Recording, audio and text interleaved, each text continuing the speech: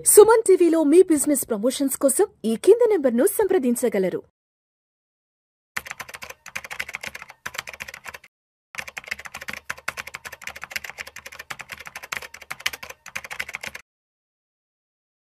నమస్తే, welcome to Vishnu talks. నేను విష్ణు. ప్రస్తుతం నాతో పాటు certified financial planner and certified wealth manager Madhavi Reddy గారు ఉన్నారు. మేడం గారితో మాట్లాడదాం.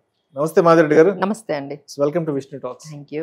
సో మాధవిరెడ్డి గారు, ఒక్కసారి వీకెండ్ మార్కెట్స్ ఎక్కడ క్లోజ్ అయినాయో వీకెండ్ అవుట్లుక్ లో చూద్దాము.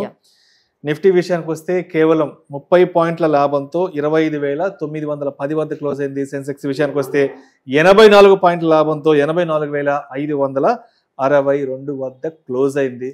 సో ఎందుకంటే మార్కెట్లు కొంత అన్సర్టినిటీని ఫేస్ చేస్తున్నా ఏమో అనిపిస్తుంది. అండ్ అసలు ఇప్పుడు ప్రజెంట్ అసలు యుఎస్ లో మార్కెట్స్ ఎలా ఉన్నాయి అండ్ యుఎస్ లో అసలు గ్రౌండ్ రియాలిటీలో ఏం జరుగుతుంది?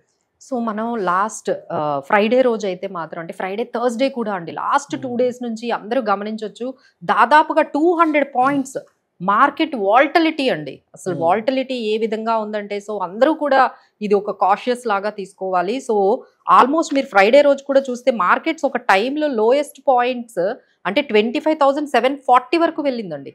అంటే 800 కూడా బ్రేక్ చేసేసి ఒక్కసారిగా 25,740 వరకు వెళ్ళింది.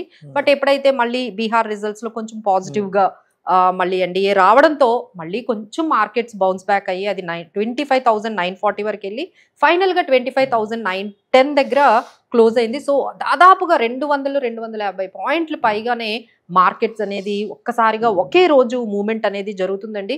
టూ మచ్ ఆఫ్ వాల్టిలిటీ అయితే మార్కెట్లో అయితే ఉంది. అది మనకు థర్స్డే రోజు కనబడింది, అలానే ఫ్రైడే రోజు కనబడింది. దీనికి కారణం ఏంటంటే, ఒకవైపు డొమెస్టిక్ క్యూస్ ఏమో పాజిటివ్ గా చూపిస్తున్నాయి, మార్కెట్స్ ఒక్కసారిగా వెళ్తున్నాయి. మళ్ళీ ఎక్కడైతే గ్లోబల్ గా అది నెగిటివ్ సంకేతాలు రావడంతో మళ్ళీ మార్కెట్స్ కుంగిపోతున్నాయి. సో ఈ విధంగా డొమెస్టిక్ పాజిటివ్ క్యూస్ తోని గ్లోబల్ సెల్ ఆఫ్ తో ఈ మధ్యలో మన మార్కెట్స్ ఒకేసారి అప్ సైడ్కి వెళ్ళడము, మళ్ళీ ఒకేసారి డౌన్ సైడ్ అవ్వడం అయితే మనకి ఇదే కంటిన్యూ అవుతుందండి. సో అసలు యుఎస్ మార్కెట్లో మనకి ఎక్కువగా టెక్ సెల్ ఆఫ్ అయితే కంప్లీట్ గా జరుగుతుందండి. ఏదైతే ఏఐ మీద వాళ్ళు స్పెండ్ చేసింది ఏదైతే ఉందో చాలా స్పెండ్ చేశారు, బట్ అక్కడ నుంచి వచ్చే ఆ వాల్యూషన్స్ అయితే చాలా హైగా ఉన్నాయని చెప్పి అక్కడ వాల్యూషన్స్ చాలా ఎక్కువగా ఉన్నాయని ఒక దాంతో మనకి సెల్ ఆఫ్ అనేది జరుగుతూ ఉంది. ఇంకొకటి ఏంటంటే, హాకిష్ ఫెడ్ అంటే వాళ్ళు ఏం చెప్తున్నారంటే, ఫెడ్ రేట్ కట్ ఉండొచ్చు ఉండకపోవచ్చు సిచ్యువేషన్ అన్నట్టుగా చెప్తున్నారు.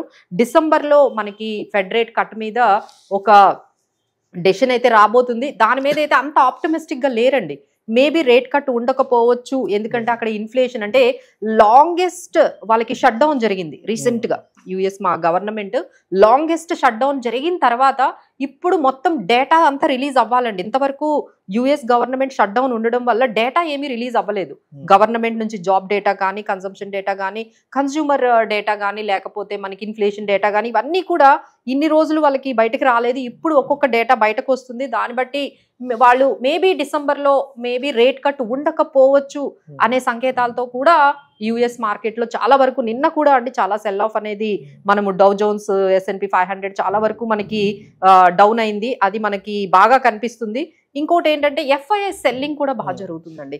అంటే నవంబర్లో దిస్ ఈస్ ద హైయెస్ట్. మన ఫ్రైడే రోజు 4,968 crores సెల్ చేశారు, which is highest.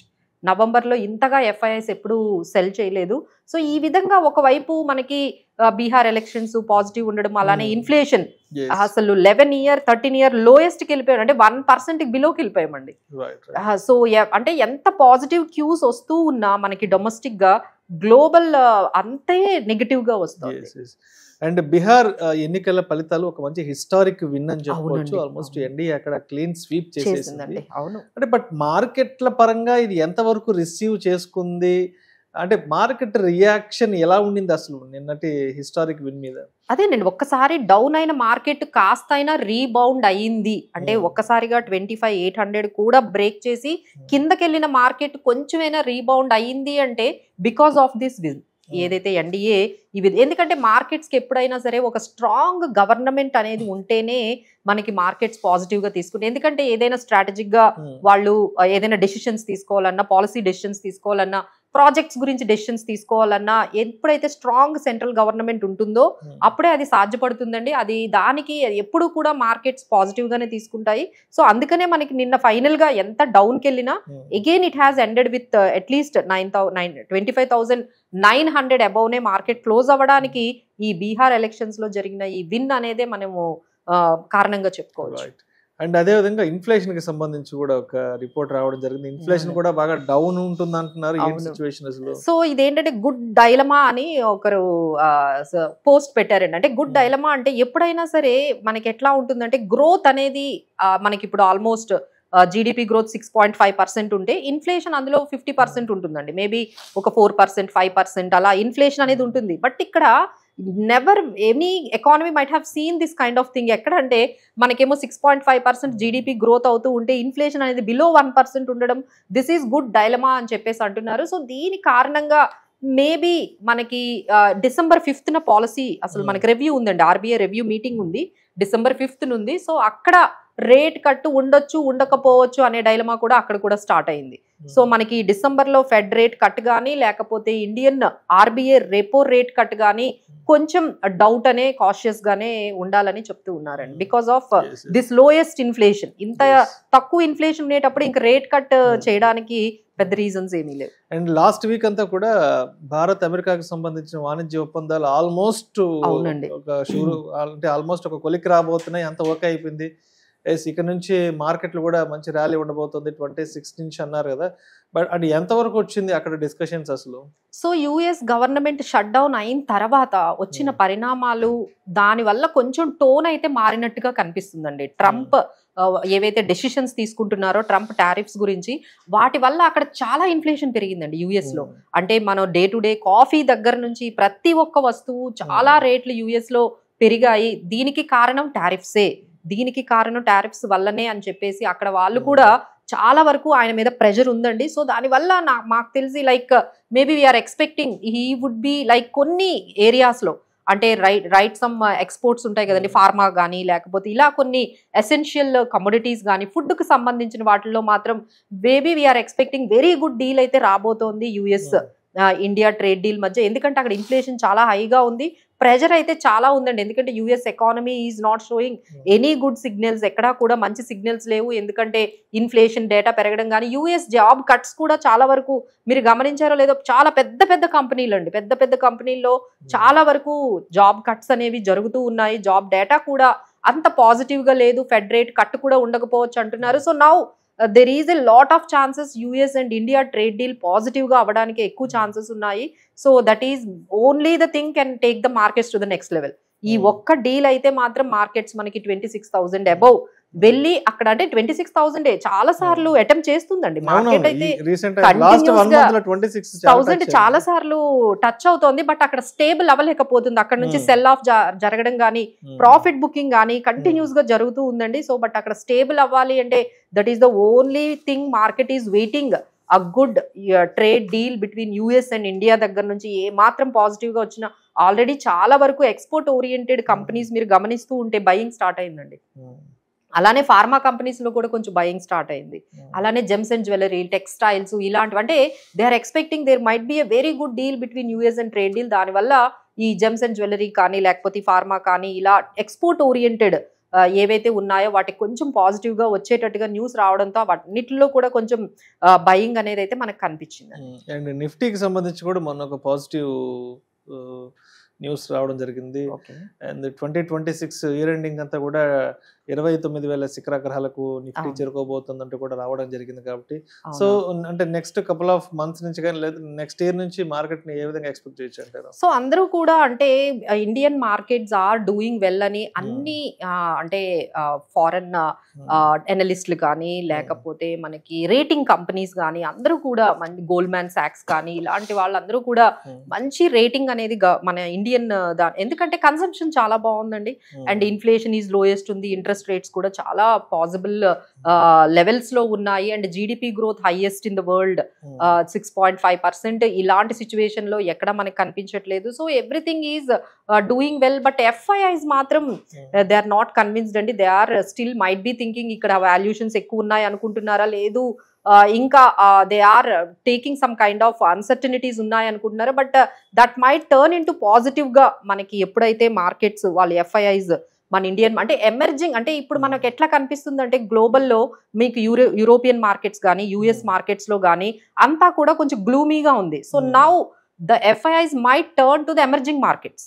Emerging markets కి డెవలప్డ్ కంట్రీస్ నుంచి మళ్ళీ ఎమర్జింగ్ మార్కెట్స్ గానీ షిఫ్ట్ అయినట్లయితే India will be the good spot. So definite గా ఆ మనీ అంతా కూడా ఇప్పుడు డెవలప్డ్ మార్కెట్స్ నుంచి ఎఫ్ఐఐస్ మనీ అనేది ఎమర్జింగ్ మార్కెట్స్ కి రాబోతుంది. సో ఎప్పుడైతే ఆ మనీ అనేది ఫ్లో అంటూ మనకు స్టార్ట్ అయితే ఇప్పుడు మనం అనుకుంటున్నవన్నీ కూడా అంటే నిఫ్టీలు సెన్సెక్స్ ఇంకా ఆల్ టైమ్ హైని రీచ్ అయ్యే ఛాన్సెస్ అయితే మనకి ఫ్యూచర్ లో కనపడిపోతున్నాయండి. బట్ ఏంటంటే now it will take some time. ఇప్పుడు మార్కెట్ అంతా కూడా కొంచెం ఒక రకమైన అన్సర్టనిటీలో యుఎస్ గ్లోబల్ సెల్ ఆఫ్ వల్ల యుఎస్ లో జరిగే ఆ ఎకనామిక్ స్లో డౌన్ వల్ల మనం అయితే ఇంపాక్ట్ అయితే అవుతున్నామండి. Definitely our markets are getting impacted. So అండి ఇప్పుడు అదే విధంగా అంటే ఇప్పటి వరకు మార్కెట్లకి గ్లోబల్ గా ఉన్న సిచ్యువేషన్స్ కానివ్వండి లేదంటే లోకల్ గా ఉన్న సిచ్యువేషన్స్ అంటే ఎటువంటి సిచ్యువేషన్స్ మార్కెట్లకి సానుకూలంగా ఉన్నాయి అండ్ అదే టైంలో ఇప్పుడు ఏ స్టాక్స్ ని మనం ఒక లాంగ్ టర్మ్ తీసుకోవాలంటే ఒక 6 months కో ఒక 1 year కో ఒక లాంగ్ టర్మ్ తీసుకోవాలి అంటే ఎస్ అండ్ ఇప్పటి వరకు మన మార్కెట్లో ఉన్నటువంటి సానుకూల వాతావరణం ఏంటి అసలు? సో ఇప్పటి వరకు మనకి మేజర్గా అయితే జీడిపి గ్రోత్ గురించే మనం మాట్లాడుకుంటున్నాం అండి. So GDP growth is on right track. అలానే మనకి గవర్నమెంట్ కూడా చాలా ప్రాజెక్ట్స్ కొత్త ప్రాజెక్ట్స్ అన్నీ కూడా తీసుకువెళ్తున్నాం. అసలు క్లీన్ ఎనర్జీ కానీ ఈవీ సెక్టార్ కానీ సో ఇలాంటి విషయాల్లో మనం చాలా వరకు ఇన్ఫ్రాస్ట్రక్చర్లో కానీ లేకపోతే డిఫెన్స్లో కానీ దెర్ ఈజ్ అంటే మేబీ ప్రైవేట్ కన్సంప్షన్ కొంచెం తగ్గినా బట్ గవర్నమెంట్ క్యాపెక్స్ అనేది చాలా వరకు అది ఒక్కటేనండి పాజిటివ్గా మన ఇండియా నిలబెట్టేది ఏంటంటే గవర్నమెంట్ ఈ spending huge crores of money into different projects. ఎక్కడ చూసినా గవర్నమెంట్ ప్రాజెక్ట్స్ బాగా ఇన్వెస్ట్ చేస్తుంది, ఇన్ఫ్రాస్ట్రక్చర్ ప్రాజెక్ట్స్ లో పెడుతుంది. సో దానివల్ల ఈ సెక్టార్స్ అన్ని కూడా బాగుంటాయి. మ్యానుఫ్యాక్చరింగ్ కానీ లేకపోతే ఇన్ఫ్రా కానీ ఇప్పుడు మనం రీసెంట్ గా చూసుకుంటే చాలా వరకు ఇన్ఫ్రా స్టాక్స్ మళ్ళీ పాజిటివ్ గా స్టార్ట్ అయ్యాయి. So that is the reason where మనం గమనించవచ్చు ఇలాంటి స్టాక్స్ మేబీ ఫ్యూచర్ లో ఇంకా పెరగొచ్చని. ఒకవైపు మెటల్స్ టర్న్ అరౌండ్ అనేది మనకు కనిపిస్తుందండి. Not only gold and silver, మీరు చూసుకుంటే కాపర్ కానీ జింక్ కానీ అల్యూమినియం కానీ ఆల్ ఓవర్ వరల్డ్ లోనే మెటల్స్ అన్ని కూడా పెరుగుతున్నాయి. సో మనకి మెటల్స్ సంబంధించిన ఈ టాటా స్టీల్ కానీ వేదాంత కానీ ఇలాంటి కొన్ని మెటల్ స్టాక్స్ కూడా కొంచెం పాజిటివ్ గా ఉండబోతున్నాయి. అలానే ఫార్మా స్టాక్స్ కూడా ఈ because of US trade deal వల్ల కొంచెం పాజిటివ్ గా వస్తే ఫార్మా స్టాక్స్ కూడా బాగుంటాయి. అలానే మనకి ఇప్పుడు మీరు గమనించారో లేదో ఇప్పుడు ఏదైతే మనకి ఈ రేట్ కట్ అనేది ఉందో మనకి ఈ ఇన్ఫ్లేషన్ తక్కువగా ఉందో సో లోన్స్ అనేవి క్రెడిట్ గ్రోత్ అనేది బాగా పెరిగిందండి. Everyone are increase their capacity. అంటే ఎస్పెషల్లీ మనం గోల్డ్ లోన్ చూసుకుంటే అప్పట్లో గోల్డ్ లోన్స్ చాలా తక్కువ ఉండేది, ఇప్పుడు గోల్డ్ వాల్యూ పెరిగింది కాబట్టి లోన్లు కూడా ఎక్కువగా తీసుకుంటున్నారు. సో దీనివల్ల ఏంటంటే there is a huge liquidity in the మార్కెట్లో అయితే మంచి లిక్విడిటీ ఉంది. మార్కెట్లో గవర్నమెంట్ అనేది బాగా స్పెండ్ చేస్తోంది. సో ఎవ్రీథింగ్ అండ్ కన్సంప్షన్ అంటే జిఎస్టీ కలెక్షన్స్ ఏమనుకున్నారంటే జిఎస్టీ 2.0 తర్వాత తగ్గుతాయి అనుకున్నారు, బట్ ఇన్ ఫ్యాక్ట్ అది పెరిగిందండి. సో అది కూడా మనకి పాజిటివ్ గానే చెప్పొచ్చు. So all those things are domestically we are very అంటే బ్రైట్ స్పాట్ లో ఉన్నాం. బట్ ఓన్లీ థింగ్ ఈజ్ మనకి గ్లోబల్ సినారియో అస్సలు సపోర్ట్ చేయట్లేదు. Now the thing is we are just a turn around అనేది జరుగుతుంది. అంటే ఇక యుఎస్ మార్కెట్స్ ని పక్కన పెట్టి మన ఇండియన్ మార్కెట్స్ ని కొంచెం అంటే యుఎస్ మార్కెట్ లో జరుగుతున్న ఇవన్నీ కూడా పక్కన పెట్టి మన దగ్గరే ఎఫ్ఐఐస్ ఇన్వెస్ట్ చేసే లేకపోతే డొమెస్టిక్ గా కూడా ఇన్వెస్ట్ చేసే ఆ సిచ్యువేషన్ వస్తే మాత్రం definitely we can see the highest points అండి. సో ఇక్కడ మనకి కొన్ని స్టాక్ స్పెసిఫిక్ గా లేకపోతే సెక్టార్ స్పెసిఫిక్ గా మనం ఉంటూ ఇన్వెస్ట్ చేసుకుంటూ వెళ్ళడం అనేది బెటర్ చాయిస్ అని మేము అనుకుంటున్నాం. బట్ ఆ టర్న్ ఓవర్ అనేది కొంచెం టైం అయితే పడుతుందండి, కొంచెం టైం పడుతుంది. సో అంటే ఇప్పటి వరకు ఉన్నటువంటి మార్కెట్లకు సంబంధించి కొంత ప్రతికూల వాతావరణం అదేవిధంగా కొంత సానుకూల వాతావరణాన్ని బట్టి నెక్స్ట్ 2 days కి మార్కెట్ ఎలా ఉండే అవకాశం ఉందంటారు? మండే నాటికి ట్రేడర్స్ మార్కెట్ ఏ విధంగా సిద్ధంగా ఉండాలి? సో మండే రోజు అయితే ఈ పర్టికులర్ మనకి ఈ రేంజ్ అనేది మనం నిఫ్టీ రేంజ్ చూసుకుంటే 25,750 ఇక్కడైతే కొంచెం మంచి స్ట్రాంగ్ సపోర్ట్ 25,650 దగ్గర మంచి సపోర్ట్ అయితే కనిపిస్తుందండి. ఆ తర్వాత మనకి 26,100కి వెళ్ళగానే రెసిస్టెన్స్ అనేది సెల్ ఆఫ్ అనేది ఆ రేంజ్ లో బాగా ఇప్పటికి చాలా సార్లు అటెంప్ట్ చేసిందండి మార్కెట్. బట్ అక్కడికి వెళ్ళగానే అక్కడ మార్కెట్స్ అనేది సెల్ ఆఫ్ ని ప్రెషర్ ని ఎదుర్కొంటూ ఉన్నాయి. సో ఈ రేంజ్ లోనే markets we're expecting. But any time any kind of trade deal కానీ యుఎస్ అండ్ ఇప్పుడు వరకు మార్కెట్స్ ని ఇలా హోల్డ్ చేస్తున్నది ఒకటి ట్రిగర్ అవుతున్న point US and India trade deal. ఆ అనౌన్స్మెంట్ అఫీషియల్ గా maybe we are expecting very shortly will come. అది కానీ వచ్చింది అంటే మనం ఆ 26,100 ఏదైతే బ్యారియర్ ఉందో అది దాటుకుంటూ నెక్స్ట్ లెవెల్ కి వెళ్ళే అవకాశం ఉందండి. So we're just wait and watching this kind of improvement in US-India trade deal. And what about gold and silver prices? Again, they are taking the rally. So, so gold and silver, ఇప్పుడు especially మనం gold గురించి మాట్లాడుకుంటే ఎప్పుడైతే risk అనేది పెరుగుతూ ఉంటుందో gold అనేది పెరుగుతుంది. సో అక్కడ ఒకవైపు యుఎస్ లో ఎకానమీ రిస్క్ అనేది స్టార్ట్ అయింది, అలానే యుఎస్ డాలర్ అనేది వీకనింగ్ జరుగుతోంది. సో యుఎస్ డాలర్ ఎప్పుడైతే వీకనింగ్ అయిందో immediately the money will flow towards gold కి వెళ్ళిపోతుంది. సో అంటే అన్సర్టనిటీస్ అనేవి ఆన్ ద పీక్స్ అని చెప్పొచ్చండి అక్కడ. సో యుఎస్ షట్ డౌన్ జరిగింది. సో దీనివల్ల ఇవన్నీ వాలటిలిటీ అయితే మనకి గోల్డ్ లో కనపడుతుంది. ఒకసారిగా ఈ యుఎస్ ఫెడ్ రేట్ కట్ మీద కూడా ఈ గోల్డ్ ఇంపాక్ట్ అనేది మనకి జరుగుతుంది. సో యుఎస్ ఫెడ్ రేట్ అనేది ఇప్పుడు కానీ వాళ్ళు తీసుకోకపోతే మళ్ళీ గోల్డ్ అనేది కొంచెం కూల్ ఆఫ్ అవుతుంది.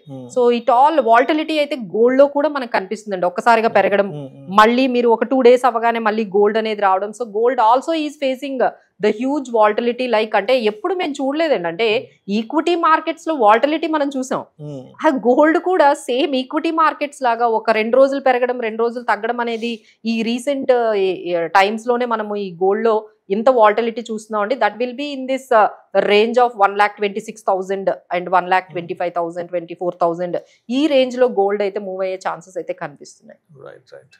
Thank you so much Madhu Reddy గారు.